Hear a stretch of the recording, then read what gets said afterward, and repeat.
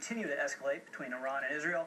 This administration refuses to take the regime's threats seriously. And just this week, Israel made it clear it doesn't need the United States' blessing when it comes to attacking Iran's nuclear facilities.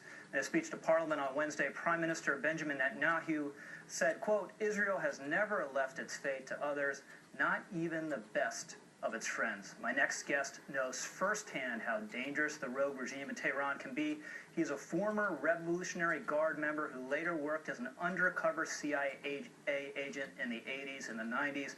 For security purposes, we cannot show you his face or tell you his location."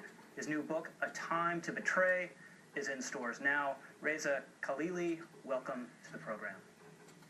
Thanks so much for having me. It's great to be on your program today.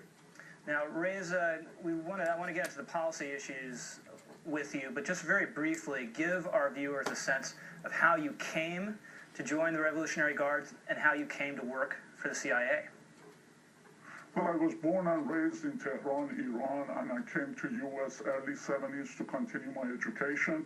I finished my education here. When I went back to Iran, the revolution had already taken place. And due to the request of my childhood friend, I joined the Guards to help him with my education.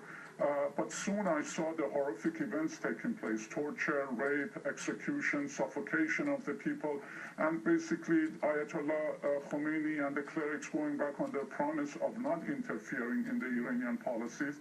And so I came to U.S., contacted the FBI, and one thing led to the other, and CIA asked me to become their eyes and ears, and I accepted. So tell us what you think of what a lot of us thought was a key tip on what the administration's real thinking is about Iran. The chairman of the Joint Chiefs of Staff, Martin Dempsey, said the other day that he believes the Iranian regime is, quote, a rational actor. Do you think that's correct?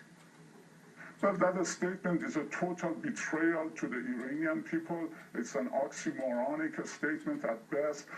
Many Iranians, actually the majority of Iranians, are one of the most westernized nation in that region. They despise this regime. They despise the religion it promotes. And I don't think tens of thousands were in prisons across Iran, and those who are being dragged and executed off of cranes agree with the terminology that this regime is rational.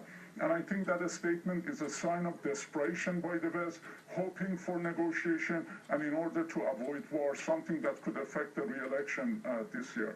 Well, let me play devil's advocate here, because some people say, look, clearly they're rational. They're trying to master nuclear physics. They're playing this game of cat and mouse with the West and the UN in order to advance their goal of getting a weapon.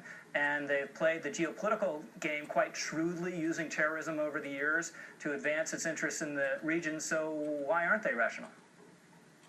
Well, the most important fact that America and the West continually miss is the ideology behind the Islamic regime.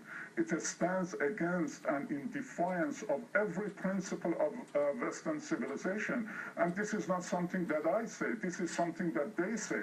They truly believe that the Muslims, as promised by the Quran, are the inheritors, the rightful inheritors of earth, and that they need to create the environment for the coming of the last Islamic Messiah and conquer the world. Now, this is quite dangerous, and we do not understand this. You see, mutually assured destruction is not going to work with this regime. They've already made up their mind. They're going to get the bomb, they're going to weaponize their arms, they're going to destroy Israel and bring the world to its knees, because chaos, havoc, and destruction is the needed environment for the reappearance of Imam Mahdi. So you believe, having intimate knowledge of how that regime works, that nothing is going to stop them from getting a weapon short of military force? Well, that's correct. As I've explained in detail in my book, I was in their bunkers, at their sermons, in their meetings. I know how they see the world. They see the world through a totally different lens. And unless and until we see the world through the lens which they see it, we can't understand this threat.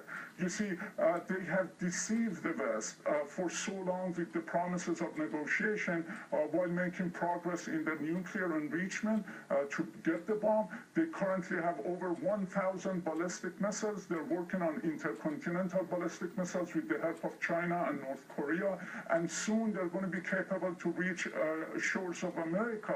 And this is all the while they're making threats. Obvious threats that they're going to destroy America and that they're going to destroy Israel. So we've got to take them for their words. Yeah, we have about 20 seconds left. In your view, do you think Israel is going to strike?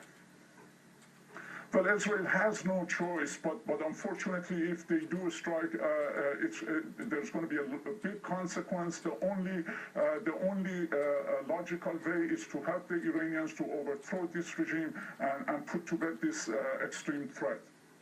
Well, thank you so much, Reza, for being with us. Thank you for your bravery. Thank you for your book, and good luck with it. Thanks so much for having me, and God bless.